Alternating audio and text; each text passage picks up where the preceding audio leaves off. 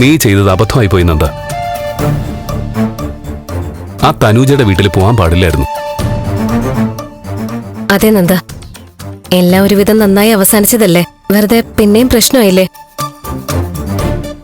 അവൾ ഒരു വല്ലാത്ത സ്വഭാവക്കാരിയാണെന്ന് മോൻ അറിയായിരുന്നല്ലോ. എന്നിട്ട് എന്തിനാ അവിടെ പോയത്? സത്യത്തില് ഞാൻ നല്ല ഉദ്ദേശത്തോടെ അങ്ങോട്ട് പോയത്. എല്ലാം സമാധാനത്തോടെ തീർന്നു. അപ്പോ അതിന്റെ ഒരു സന്തോഷം ഉണ്ടായിരുന്നു. അവക്ക് നല്ലൊരു ഉപദേശം കൊടുത്ത് നല്ല വാക്ക് പറഞ്ഞ് കാര്യങ്ങൾ തീർക്കാന്ന് വെച്ചു.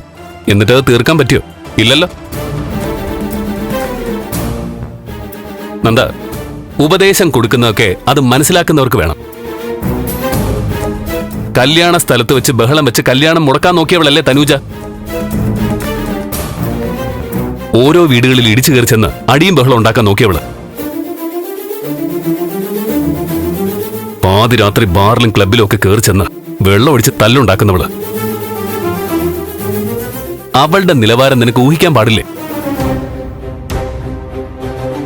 അവൾക്ക് വഴക്ക് തീർക്കലല്ല, അത് നിലനിർത്തുക ആവശ്യം. നീ വെറുതെ കൊണ്ട് തല വെച്ചു കൊടുത്തോലായിപ്പോയി. സത്യം. കടന്നൽ കൂട്ടിൽ കല്ലെറിയും പോലെ എന്ന് പറയാറില്ലേ?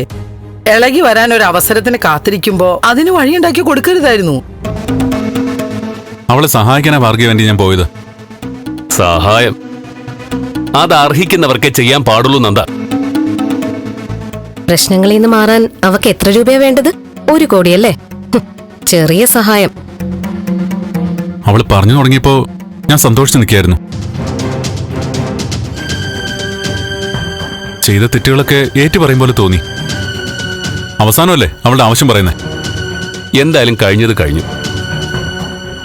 ഇനിയിപ്പോ ഉപദേശമായിട്ടാണെങ്കിലും ശരി, ഭീഷണിയായിട്ടാണെങ്കിലും ശരി, ആ വഴിക്കേ പോണ്ട. ഇല്ല, ഇനിയില്ല.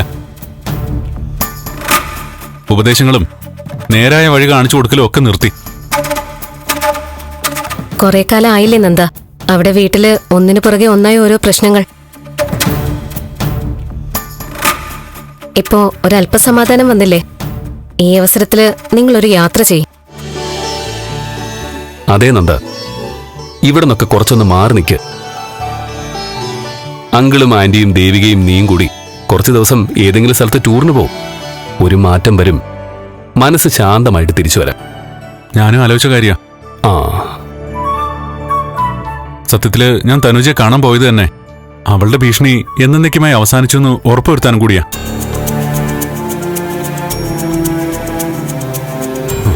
എന്നിട്ട് ഒരു യാത്ര പോവാന്ന് ഞാനും തീരുമാനിച്ചിരുന്നേ. ഇനിയും പോവാലോ. ഒരാഴ്ചത്തേക്കെങ്കിലും ഇവിടെ നിന്ന് മാറി നിൽക്ക്. മനസ്സിന് ഒരു സ്വസ്ഥത കിട്ടും. നീയും അങ്ങനെ ഒന്ന് ആലോചിക്ക. നിങ്ങളിവിടെ ഇല്ലെന്നറിയുമ്പോ അവള് പരിപാടിയെല്ലാം നിർത്തി സ്ഥലം വിട്ടോളൂ. ആ, മിക്കവാറും.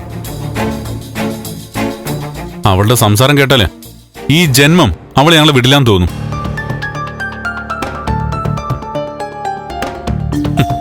നമുക്ക് DNA ടെസ്റ്റ് നടത്തണമെന്ന്. ടെസ്റ്റ് നടത്തിയിട്ട് ഇങ്ങോട്ട് വരട്ടെ, അപ്പൊ അറിയാം കാര്യങ്ങള്. അതൊക്കെ അവളുടെ വെറും വരട്ടല്. ഭീഷണിപ്പെടുത്തി പണം തട്ടാൻ അവളുടെ വെറും നമ്പർ. വരട്ടെ, നോക്കാം.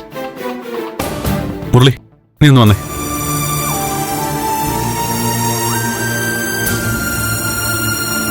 ഫ്ലവേഴ്സ് സ്മാർട്ട് ഷോ ശനി ഞായർ ദിവസങ്ങളിൽ രാത്രി 9:30 ഫ്ലവേഴ്സിൽ.